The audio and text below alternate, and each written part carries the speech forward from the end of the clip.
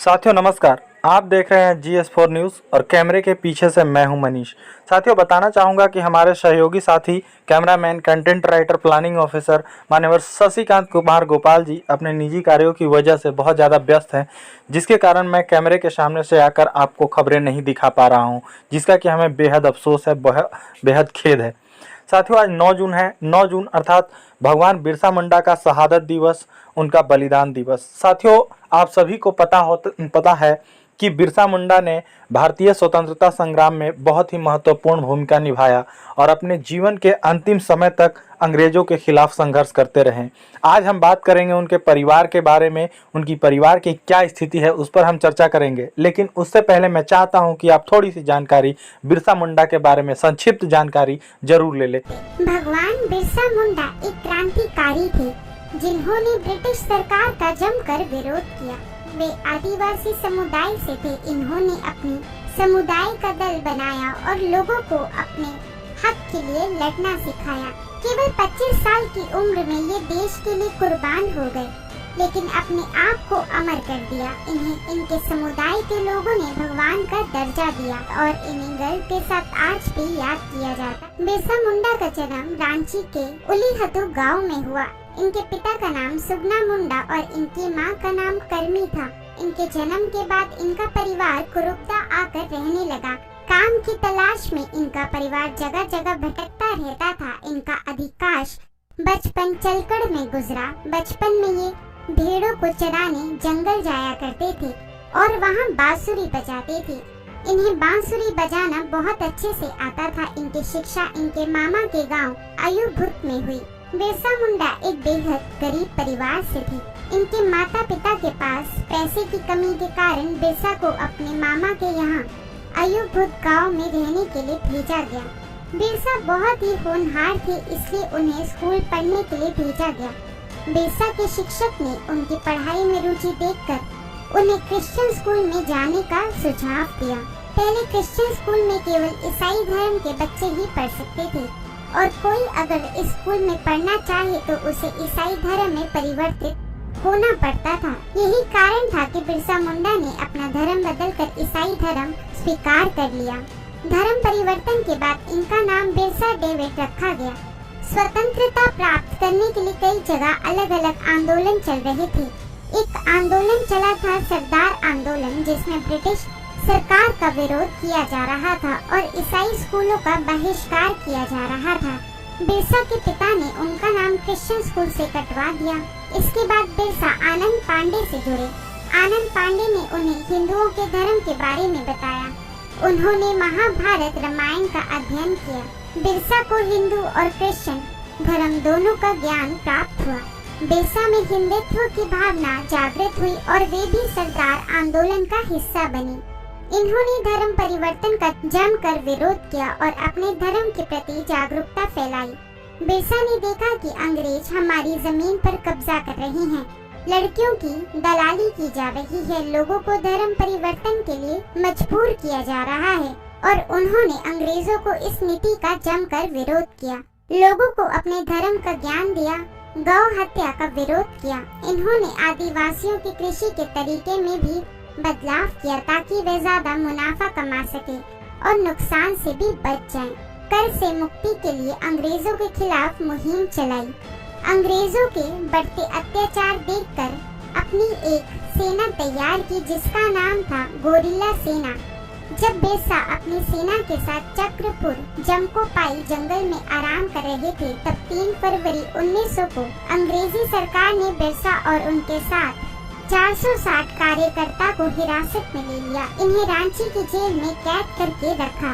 बिरसा और सभी कार्यकर्ताओं पर बहुत ज्यादा अत्याचार किए गए। बहुत से कार्यकर्ता जेल में ही मारे गए और 9 जून 1900 को बिरसा की भी मौत हो गई। इनकी मौत का कारण पूछा गया तो ब्रिटिश सरकार ने इन्हें हैजा नामक बीमारी से ग्रस्त बताया, जबकि उन्हें हैजा होने का कोई लक्षण नहीं दिख रहा था।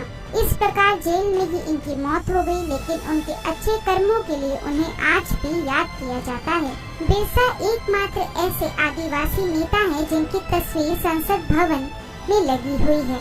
बिरसा सात्विक जीवन, परस्पर सहयोग और बंधुत्व को ही अपना धर्म मानते थे। इन्हें बचपन से बांसुरी बजाने का शौक था। जब ये बचपन में जंगल में भेड़ चलाने जाते थे तब इन्होंने खुद अपने हाथों से एक वाद्य यंत्र का निर्माण भी किया था। बचपन से ही बिरसा की बातों में क्रांतिकारी विचार और अपने लोगों के प्रति प्रेम और देशभक्ति झलकती थी, जिसे सुनकर उनके माता पिता चिंतित हो जाते थे। आज भी इन्हें इनकी प्रतिमा पर हाथ चढ़ाकर श्रद्धांजलि अर्पित की जाती है, पर वास्तव में इन्हें श्रद्धांजलि देने के लिए इनके बनाए गए सामाजिक, धार्मिक और सांस्कृतिक जागरूकता अभियान को परिणाम तक पहुंचाए जा सके, यही असली श्रद्धांजलि होगी। बिरसा के आंदोलन को देखकर ब्रिटिश सरकार खतरे में न आ जाए, इसलिए बिरसा को पकड़ने के लिए उन पर ब्रिटिश सरकार द्वारा 500 रुपए की इनाम राशि घोषित की गई थी। आदिवासी समुदाय के लोग मुख्य रूप से झारखंड, बिहार, उड़ीसा के लोग इनकी बहादुरी के लिए इन्हें याद करते हैं। इन्हें अपनी श्रद्धांजलि देने के लिए सरकार ने इनके नाम पर कई निर्माण करवाए। इनके नाम पर कई स्कूल, कॉलेज, यूनिवर्सिटी, हॉस्पिटल और पार्क का निर्माण किया गया है, जैसे Birsa institute of technology, Birsa agriculture university, Birsa Munda athletic stadium, Birsa Munda airport, Birsa Munda park और भी बहुत कुछ। देश को आजाद करने की इस लड़ाई में क्रांतिकारी बिरसा मुंडा ने अपने प्राणों की आहुति दे दी, पर इनका नाम इतिहास के पन्नों में अमर हो गया। इन्हें आज भी इनकी बहादुरी के लिए याद किया जाता है। केवल 25 साल की उम्र में इतनी ख्याति प्राप्त कर इन्होंने अपना जीवन मातृभूमि को कुर्बान कर दिया। इनका ये बलिदान व्यर्थ नहीं गया। इनकी लगाई चिंगारी से देश में आजादी प्राप्ति की आग भड़क गई। ऐसे कई क्रांतिकारियों के बलिदानों के बाद ही हम आज एक स्वतंत्र भारत में सांस ले पा रहे हैं। हमें गर्व है कि हमारे देश में ऐसे साहसी क्रांतिकारी का जन्म हुआ। साथियों, अभी हमने आपको बिरसा मुंडा के बारे में संक्षिप्त जानकारी देने की कोशिश की। अब आते हैं असली बात पर। साथियों, आज़ादी के इतने वर्षों बाद भी हमारा देश कहाँ पहुँचा और हमें आज़ादी दिलाने के लिए जिन लोगों ने संघर्ष किया, आज उनके परिवार की क्या हालत है। साथियों, मैं आपको बताना चाहूँगा कि आज़ादी के इतने वर्ष बाद जब सरकार के द्वारा तमाम तरह की दावे की जाती है, गरीबी को लेकर के, स्वास्थ्य को लेकर के, शिक्षा को लेकर के, इन तमाम तरह के दावों की पोल तब खुल जाती है जब किसी क्रांतिकारी की वंशज, जब किसी क्रांतिकारी के परपोते गरीबी में जी रहे होते हैं और एक एक रोटी के लिए तरस रहे होते हैं। जी हाँ साथियों, मैं बात कर रहा हूँ झारखंड के नायक, झारखंड के ही नहीं बल्कि पूरे भारत के नायक भगवान बिरसा मुंडा के परपौत्री के बारे में। जी हाँ साथियों, आपके स्क्रीन पर जो लड़की आपको दिखाई दे रही है, जो पेपर का कटिंग दिखाई दे रहा है, जिसे देखकर आप स्पष्ट समझ सकते हैं कि उनकी परपौत्री किस हालात में जी रही है।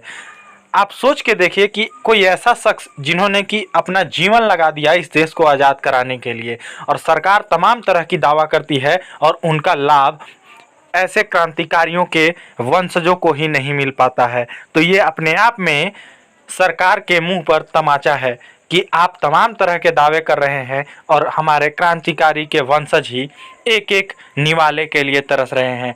साथियों, आप जानते हैं कि बिरसा मुंडा के नाम पर तमाम तरह के संस्थान बनाए गए हैं, तमाम तरह के संगठन भी चल रहे हैं। तो उन संस्थानों का और उन संगठनों का क्या महत्व रह जाता है जब उनके वंशज ही, जब उनके बच्चे ही एक एक रुपए के लिए मोहताज हैं, एक एक रोटी के लिए तरस रहे हैं। साथियों, मैं यहाँ पर उन सामाजिक संगठनों से भी सवाल पूछना चाहूँगा कि आप किस तरह के सामाजिक परिवर्तन की दावा करते हैं, आप किस तरह से अपने आप को समाज सेवी कहते हैं। आप बिरसा मुंडा के नाम पर इतने बड़े होर्डिंग करते हैं, इतने बड़ी पोस्टरबाजी करते हैं, तमाम तरह की आडंबर फैलाते हैं, लेकिन आपकी समाज सेवा धरी की धरी रह जाएगी जब यह चित्र सभी लोगों के सामने आ रही है। साथियों, इसे लेकर मैंने झारखंड सरकार तथा मुख्यमंत्री हेमंत सोरेन जी को टैग भी किया है ट्विटर पर, फेसबुक पर तथा अन्य माध्यम से जो भी मुझसे बन पड़ता था। लेकिन उसी के साथ साथ मैं आपसे भी अपील करता हूं कि आप इस वीडियो को जितना ज़्यादा हो सके शेयर करें तथा मुख्यमंत्री जी को टैग करें, ताकि मुख्यमंत्री जी का, झारखंड सरकार का इस पर ध्यान जाए और त्वरित कार्रवाई करते हुए बिरसा मुंडा के परिवार को कुछ लाभ दिलाया जा सके, कुछ फ़ायदा, कुछ राहत उनको दिया जा सके। साथियों, इस घटना पर और इस वीडियो पर आपकी क्या राय है वो आप हमें कमेंट बॉक्स में बताइएगा, तथा चैनल पर पहली बार आए हैं तो सब्सक्राइब कर लें तथा ज़्यादा से ज़्यादा शेयर करें, लाइक करें। बहुत बहुत धन्यवाद।